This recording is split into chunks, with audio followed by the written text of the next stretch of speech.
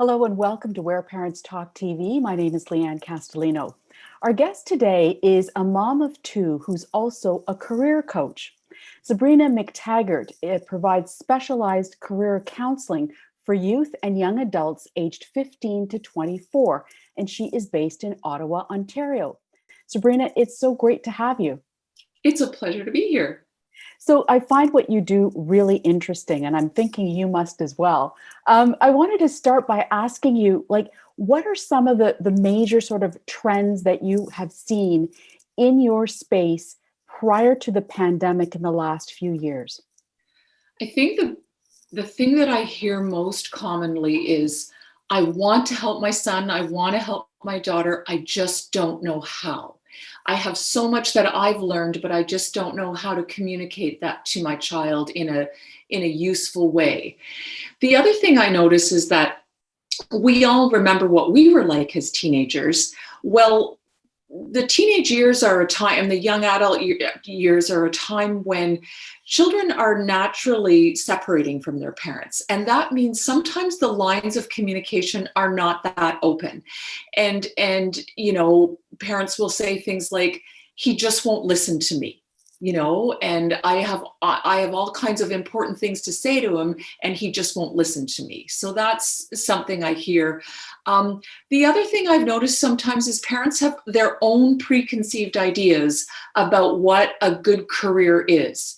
They'll say things like, well, I think you're really good at arguing, so you should go to law school because you could make a lot of money, or you'll never make a career in the arts, that kind of thing. Or they say, don't do what I do because I don't like my job.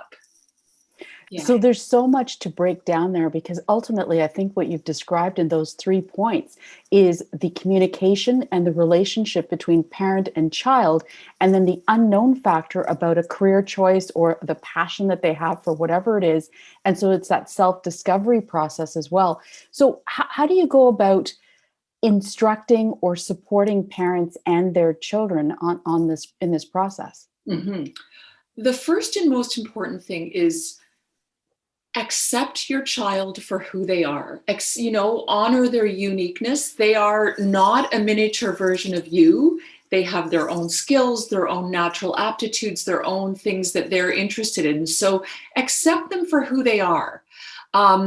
Be supportive and really try to listen with an open heart instead of shutting them down. Well, that will never work. Well, do you really want to do a PhD? That kind of thing. Make sure you're really listening. Be present, just be around. If you're at work all the time or at the office all the time, it's harder to be there when your teenager needs you and is ready to talk. I would say stay calm, don't fly off the handle, don't go into a panic. Often those teenage years are marked by a lot of angst and a lot of worry and anxiety. So your teenager needs you to be very calm and steady and listen, and you are your child's biggest cheerleader, I would say another thing parents can do is talk about work. When you're sitting around the dinner table, notice what you're saying as a parent. What are you saying about your job? And be sure, be clear that your teenagers, your young adults are tuning into what you're saying about your work. Talk about the world of work, explore the world of work. If you as a parent have neighbors or friends of the family who are doing interesting work, suggest that you sit down for a coffee or sometime and tell us what you do all day. What is your work really like? It's so easy to have preconceived ideas in our mind of what, for example, what does an architect really do all day? Well, they design pretty houses. Well, that's part of what they do, but it's probably wise to get a fuller, broader picture of what someone does all day. So those are some ideas. Those are excellent tips. And, it's so interesting speaking to you because you have 2 boys in their 20s, so you have lived it. Mm-hmm. How much of what you just described did you employ on your own journey with them? I started when they were very small. And this is another great tip for parents is when your child is doing something and you can see that he or she is completely absorbed in it, like they just lose track of time, whether it's learning to master their computer skills or drawing something or building something, and point that out to your child. I noticed that you're really good at, or I noticed that you have a real eye for design when we redecorated your bedroom, or when mom was building the deck in at the cottage, you really seemed to enjoy picking up those power tools and helping her. And so from the time my boys were little, I really tried to notice when they got lost in a very good way, and point that out to it and honor that, like these are their natural skills and aptitudes that just, it's like swimming with the current. Pay attention to that, honor that. And I would ask my children for, here's an example. We went to get the oil changed. So the car is lifted up on the hoist, and I've got these two little boys, 4 and 6 years old. And the mechanic with his, he's got his coveralls on and his hands are dirty, and he's changing our oil or our brakes or whatever. And I knelt down with my boys and I said to them, would you like to do that job when you're a grown up? And my eldest son immediately said, no. And I said, why not?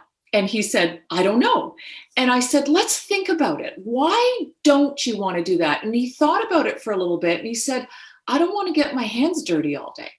And that's a fair comment, but to start to break down, what does it really mean to do a job?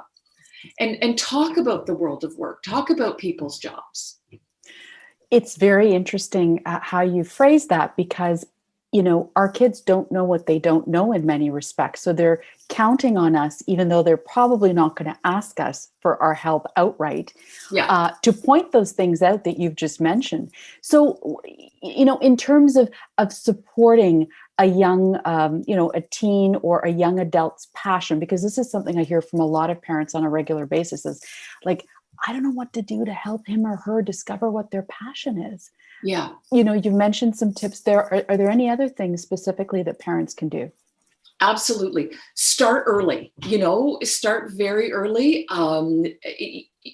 Like grade 8 is not too soon to start having conversations about, I know it seems like a long way away, but you will be finishing high school. What do you think you might want to do about that? In the summers, if you happen to be driving through some big city, go to the community college, take a tour. Just even if it seems way too early, normalize the idea of post-secondary and not just university, because a lot of kids get stuck on this. I've got to go to university. University is the ticket to the good life. Go to community colleges, look at their media and design program, take a tour of the labs in the engineering lab at university. And so that, or go to the bookstore in the campus bookstore and start looking through the textbooks. That starts the process early. I'm just going to add a quick note of start talking about how much college and university cost and who's going to pay for it. And have those discussions early, because sometimes there is an assumption that your parents are just going to write the check. And it's better for the young person to have some skin in the game. So if they know that they need to get a part-time job working as the cashier at the grocery store or pushing the carts at Canadian Tire because they have to contribute to their post-secondary costs, that's a really good thing to do. That's an excellent point for sure, because it is a financial commitment. On that note, Sabrina, what is your perspective on gap years, just as we're talking about that? I am a big fan of the gap year. I think that we are sending our young people off to college and university at a very young age. There are so many distractions at university and college. And, sometimes at 17, they just don't have the maturity. So I always say a young person should be able to say with a reasonable degree of certainty, I am choosing this program at this school at this time for these reasons. If they can't answer those questions, maybe they just need a little bit more time to grow up. And we know at this stage in our lives, parents know there's very, very few times in your life when you can just hit the pause button and step off the conveyor belt and give yourself an entire year to do what you want to do. And so when I talk to young people and their parents about gap years, they will very often say to me, a gap year is a great idea, but not for my kid. Or the teenager very often will say, but not for me. And when I ask them why not, I get three consistent answers. Number one, I don't know what I would do. And that's fair. They've had most of their life programmed and laid out for them. Faced with an entire year to do whatever they want, that seems like pretty daunting. But it's not an insurmountable obstacle. There's a good gap year should be planned. It should be structured. You should know what you're doing, when you're doing it, you should have some goals really for your gap year. The second thing young people will say to me is, I can't take a gap year because I'll be way behind. All my friends will be light years ahead of me. And I say, your friends will not be ahead of you.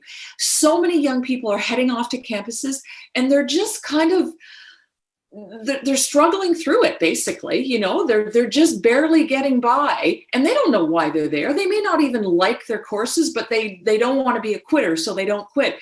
And I say, if you use that gap year wisely to get to know yourself better, to do more exploration, to do some volunteer work, to do some travel, I guarantee you will be light years ahead of the pack, not behind. And the third thing young people say to me about gap years is, I'll be all alone. And for a teenager, that seems like a death sentence, right? And I say, think about it. Your friends aren't going to leave till September. They're going to come back in April. It's only 8 months. And you're going to be doing a bunch of interesting things on your gap year. You won't be alone. Will you be on a campus with thousands of other people? No, you won't, but that's waiting for you. That's coming. That's waiting for you. But in the meantime, you can say, I'm going to be traveling here. I'm going to be doing this volunteer work. I'm going to try job shadowing, that kind of thing. So you won't be all alone. So I'm hearing you say, and those are fantastic tips, by the way, but I'm hearing you say that if you decide and your son or daughter decides that a gap year is for them, that there needs to be some kind of plan in place for it to yield the desired result. Absolutely, because I have seen students kind of basically just waste their gap year. They played a lot of video games and maybe they went to the gym and maybe they thought about volunteering, but they didn't quite get around to it. There needs to be a commitment on the part of the young person and some structure, and parents can really help in that planning process.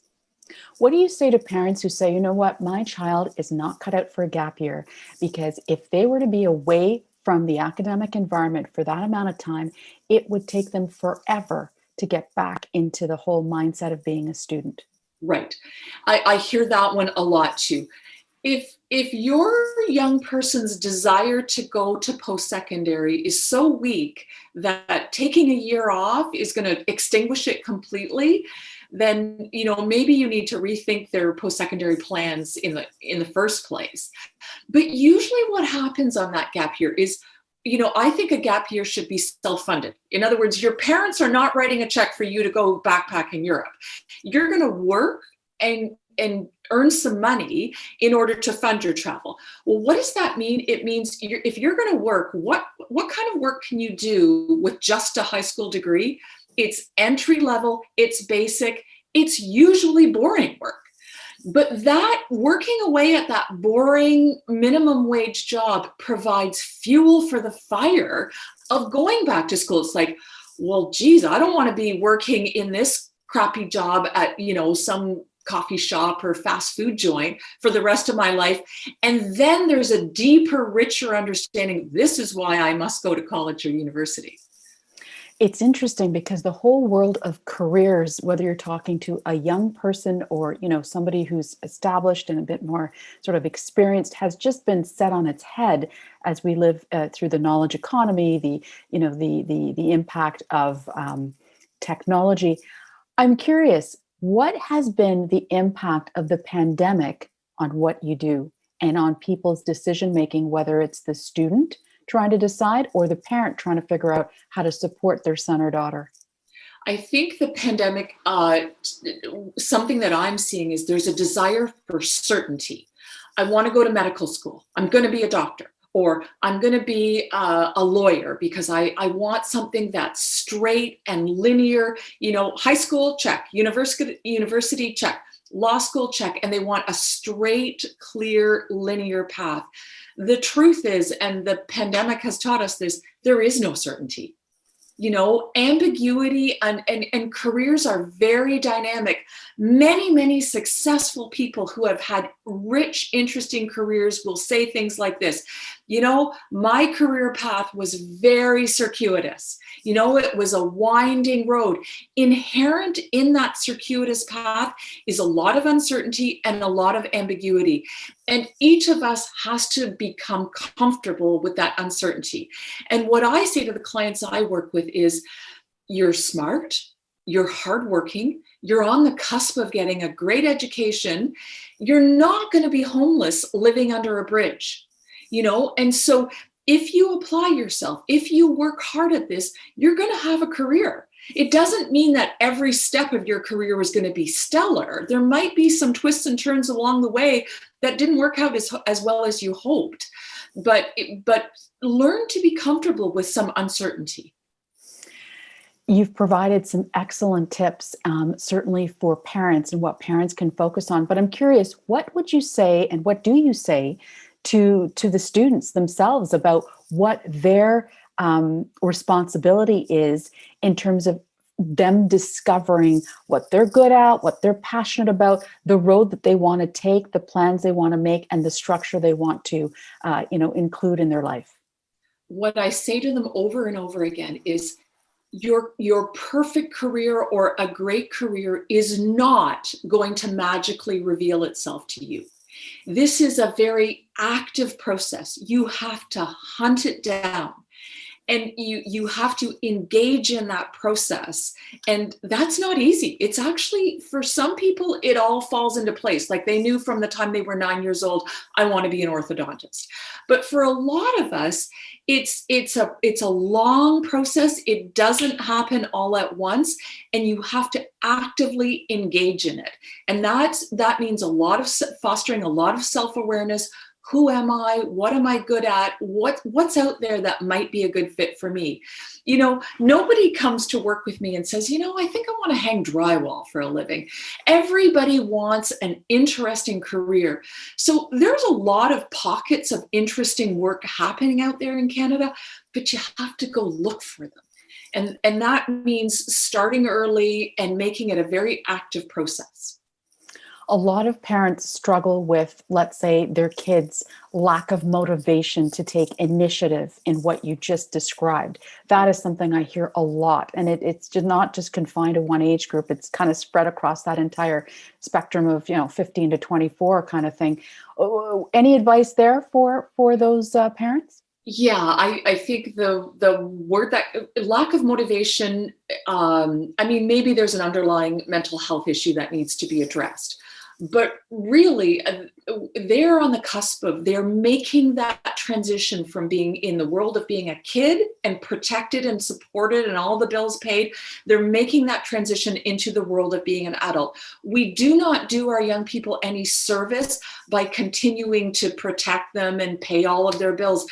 And so what I would say is, logical consequences. It's kind of like when they were toddlers, right? It's logical consequences.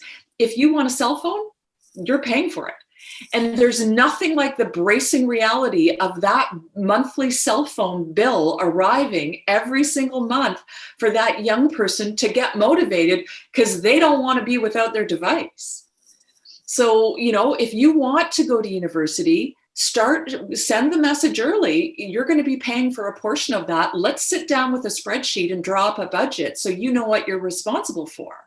And, maybe in grade 10, they won't be motivated, but in grade 11, when all their friends are starting to talk about different college programs and different university programs, then the fuel might kick in, that they say, okay, I gotta get myself organized here.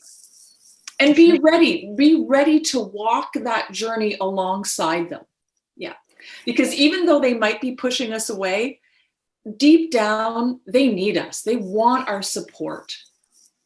It's so true. And, you led off with it in your opening answer about, things that parents can consider doing, but it's so hard to stand on the sidelines when you're in your mind, you're thinking he or she needs to go to university so they can be happy because they can have a job, and it's this, we're conditioned to it.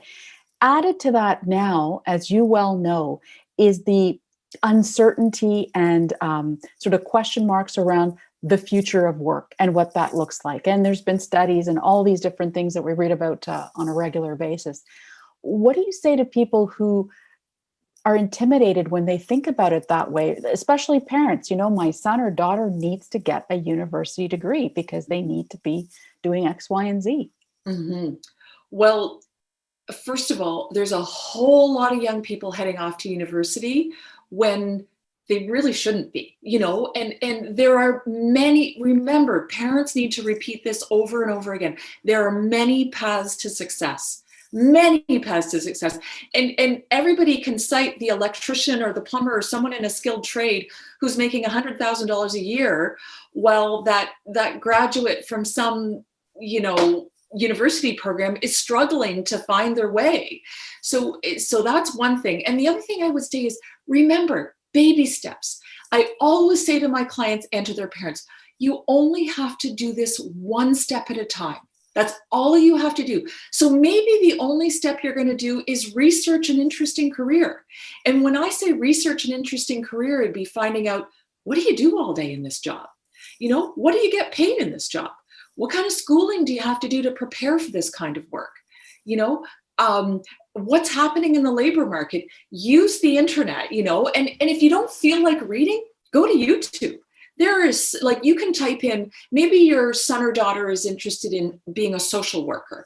You can type into YouTube, a day in the life of a social worker, and there is some brilliant stuff that you could just sit back together on the couch on a Friday night when you're both tired and just watch a few videos about different careers. That's all great advice. Let me ask you, Sabrina, having been in this space for the time that you have, what keeps you so passionate clearly about what it is that you do? Well, I will say that, if fitting all the pieces together to find your career is like this constellation of things that has to come together. And if I use myself as an example, what's my superpower? I would say I have two superpowers. I love hearing people's stories. So when that young person is sitting across from me, pouring their heart out about their ideas, their goals, their dreams, I consider that a privilege. That's a privilege to sit across from them. The other superpower I have is seeing people's potential. And so even when that person comes to me and says, I'm smoking weed, I'm failing math, I can look at that person and say, I see your potential. You have something to offer the world, and Canada needs you, And so and if we look at from a values perspective, I'm a helper. Like by nature, I am wired to be a helper. And I know that I've done other jobs before where I was good at it, I was successful, and I was miserable because I wasn't in a helping role. And so by nature, I want to be a helper, and I get to do that. I'm an endlessly curious person. So finding out about what's happening with virtual reality and robotics and automation and information architecture and how changes are happening in the medical world, I find that endlessly fascinating.